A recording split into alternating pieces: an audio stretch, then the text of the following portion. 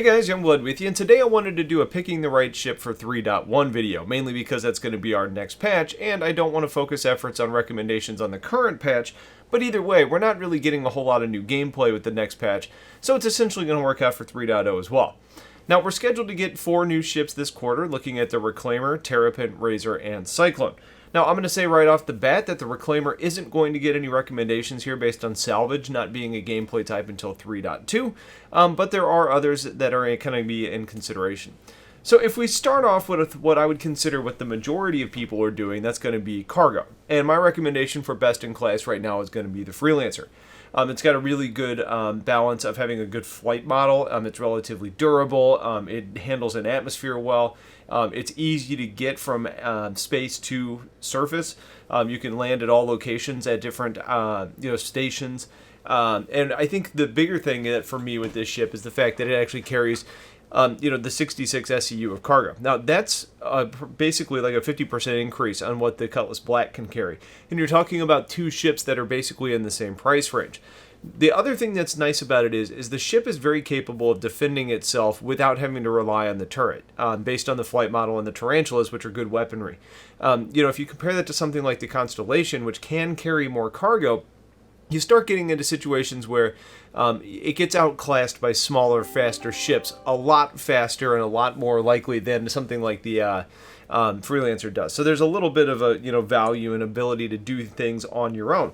That being said, if you want to be able to branch out and do some advanced stuff with your friends, or just want to have them help you load up cargo if you find like a derelict or something.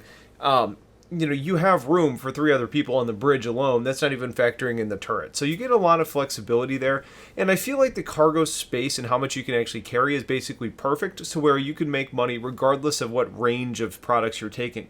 You can carry basically the maximum of meds that you can buy at an outpost, which sell really high. Or you can even still get, fill a lot of cargo with like low, value product like barrel. Now, as far as combat's concerned in 3.1, mostly what we're getting is missions that lead you out to do some things. But, there are times where if you're playing with your org, you may want to fly escort for somebody just to help kind of fend off some of the trolls. And my recommendation right now for combat is going to be the Saber. Now, the reason I'm saying the Saber is right now I feel like the Glaive is about the best ship in the game for combat, at least from my testing. The weapons are crazy. It's got some pretty good durability. It's a little bit drifty, but it just feels like the damage output from the Glaive is crazy. But the problem is it's very expensive and it's not actually available for sale right now, so I don't want to say... And it's not like not available for sale right now like the Super Hornet's not available for sale. It's very not available for sale. It's a lot more limited. So I'm going to opt for the Saber right now.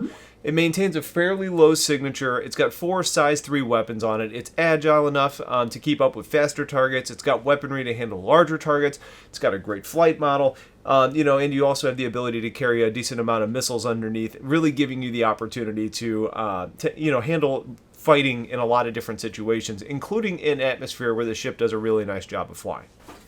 Now, outside of just traditional combat, we get into what I consider like bombing or torpedo combat. We have 2 ships right now that really do that fairly well, being the Gladiator or the Retaliator. But for me, I'm opting for the Retaliator right now because you do get a lot of turrets, and I know I already said that they kind of suck.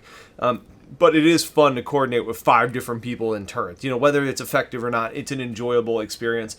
The other thing is you're carrying 5 or 6 of these size 9 torpedoes.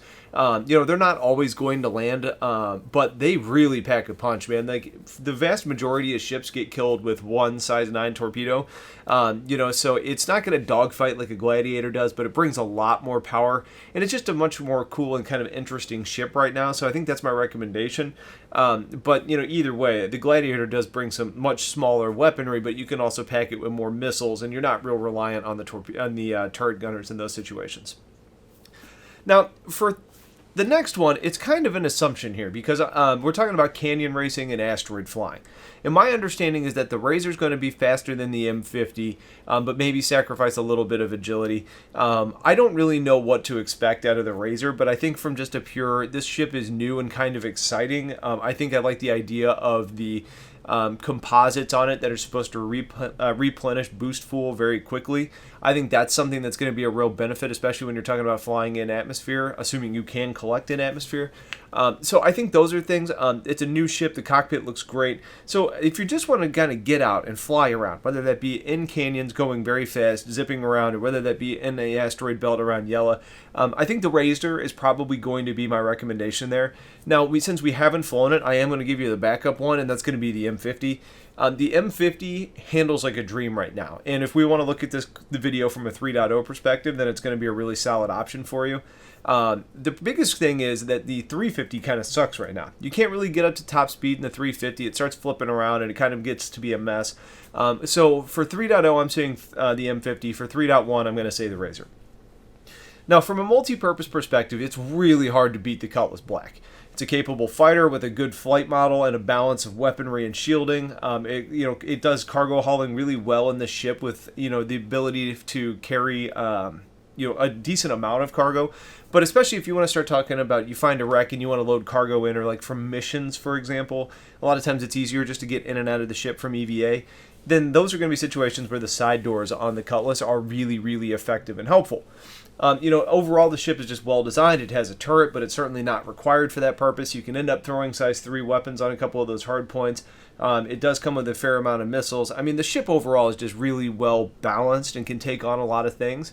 And I would also currently put that down as, just an overall best recommendation right now, but just based on how well the ship is currently performing. And then the last one that I really want to hit on from a ship perspective is going to be your best touring ship. That's going to be just getting around and seeing the sights. And the one that I'm opting for there is going to be the Prospector. Now, it may sound crazy to pick a mining ship, but with not a whole lot of options out there right now that have great cockpits, this is going to be the best. You don't have a lot of panels getting in the way. There's not bars. If you just want to get out and not have to look, hit F4 to see the external side of your ship, the view from the cockpit is phenomenal. Now, there are a couple other ships that have good cockpits like that, including something like the Reliant, but I just hate the Reliant. You guys know that. I talk about it all the time.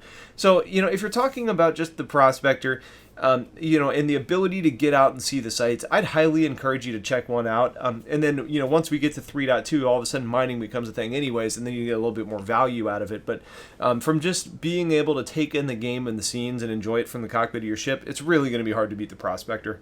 And then the last thing out there I wanted to cover was the ground vehicle. Currently, since the bike flight model is unproven and very broken, plus the very limited ability to do anything cargo related on them, also having oxygen concerns with bikes, I can't recommend the Dragonfly or the Nox.